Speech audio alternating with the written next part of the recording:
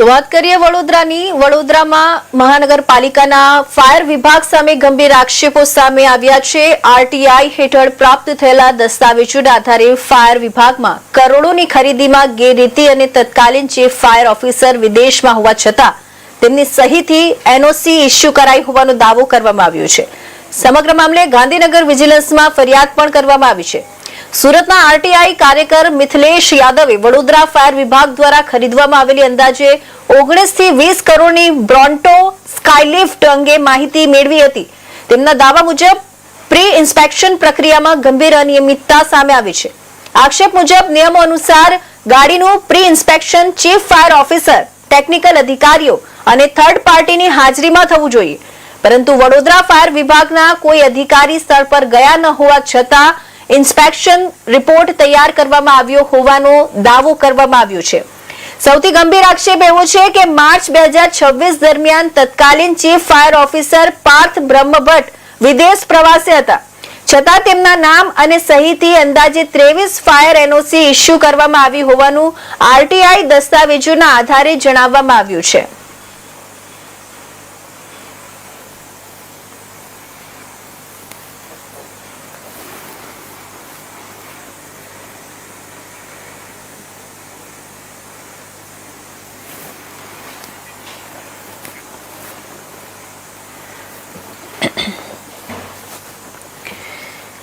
તો વડોદરા મહાનગરપાલિકાના ફાયર વિભાગ સામે ગંભીર આક્ષેપો સામે આવ્યા છે. આરટીઆઈ હેઠળ પ્રાપ્ત થયેલા દસ્તાવેજોના આધારે કરોડોની ખરીદીમાં ગેરરીતિ તેમજ તત્કાલીન ચીફ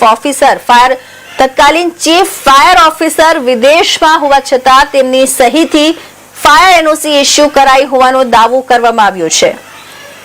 વાત કરીએ આપણે વડોદરાની. વડોદરા મહાનગરપાલિકાના ફાયર વિભાગ સામે ગંભીર આક્ષેપો સામે આવ્યા છે, જેમાં આરટીઆઈ હેઠળ પ્રાપ્ત થયેલા દસ્તાવેજોના આધારે કરોડોની ખરીદીમાં ગેરરીતિ તેમજ તત્કાલીન ચીફ ફાયર ઓફિસર વિદેશમાં હોવા છતાં તેમની સહીથી ફાયર એનઓસી ઇસ્યુ કરાઈ હોવાનો દાવો કરવામાં આવ્યો છે. તો આ સમગ્ર મામલો ગાંધીનગર વિજિલન્સ સુધી પહોંચ્યો છે, ત્યારે આ સમગ્ર મુદ્દે વધુ માહિતી મેળવી અમારા સંવાદદાતા હિમાંશુ જોશી પાસેથી. જી હિમાંશુજી, સૌથી પહેલા જણાવો કે આરટીઆઈમાં એવા કયા દસ્તાવેજો સામે આવ્યા છે જેના આધારે ફાયર વિભાગ સામે આ ગંભીર આક્ષેપો થઈ રહ્યા છે?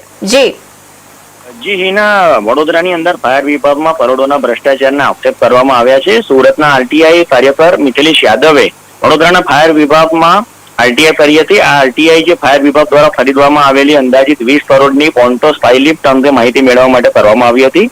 તેમના દાવા મુજબ પ્રી ઇન્સ્પેક્શન પ્રક્રિયામાં ગંભીર અનિયમિતતા સામે આવી છે. આક્ષેપ મુજબ નિયમો અનુસાર ગાડીનું જ્યારે પ્રી ઇન્સ્પેક્શન થતું હોય છે ત્યારે ચીફ ફાયર ઓફિસર, ટેકનિકલ અધિકારીઓ અને થર્ડ પાર્ટીની હાજરી હોવી જોઈએ, પરંતુ વડોદરામાં ફાયર વિભાગના કોઈ અધિકારી કોઈ સ્થળ પર ગયા ન હતા, છતાં પણ ઇન્સ્પેક્શન રિપોર્ટ તૈયાર કરવામાં આવ્યો હતો.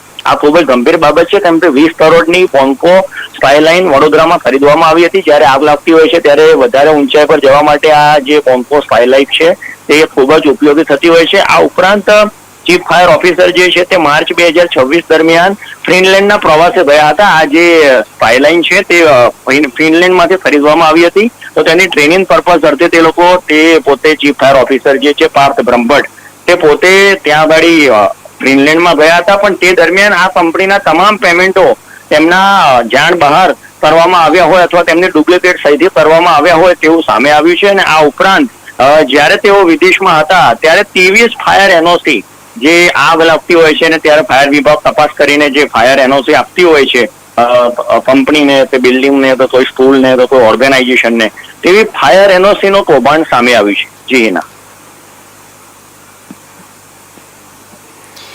જી, આ સમગ્ર મામલે ગાંધીનગર વિજિલન્સમાં ફરિયાદ કરવામાં આવી છે. હવે આગળ તપાસ અને કાર્યવાહી કઈ દિશામાં આગળ વધી રહી છે?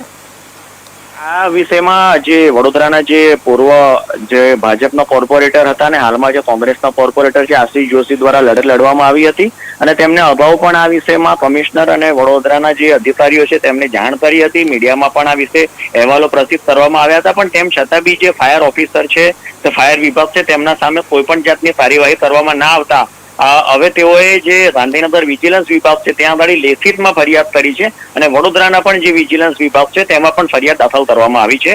હવે આવનારા દિવસોમાં જોવું રહ્યું કે હવે આની અંદર કઈ રીતની કાર્યવાહી કરીને જે ફાયર એનઓસી આપવામાં આવી છે, ડુપ્લિકેટ ફાયર એનઓસી આપવામાં આવી છે, તેમાં કયા રીતના પગલા લેવામાં આવે છે. જી હિના.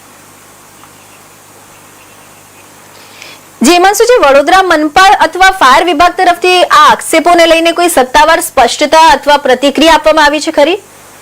ના હિના, હજુ સુધી ફાયર વિભાગ તરફથી કે વડોદરા મહાનગરપાલિકા તરફથી કોઈ પણ જાતની પ્રતિક્રિયા આપવામાં આવી નથી અને પ્રતિક્રિયા નથી આપવામાં આવી તે અનુસાર જ સુરતના જે આરટીઆઈ છે મિથિલેશ યાદવ, તેમણે આરટીઆઈ ના થ્રુ આ સમગ્ર માહિતી માંગી હતી અને આરટીઆઈમાં ગઈકાલે જ આરટીઆઈનો જવાબ આવતા તેમને આ ખુલાસો કરીને સમગ્ર કૌભાંડ બહાર પાડ્યું હતું.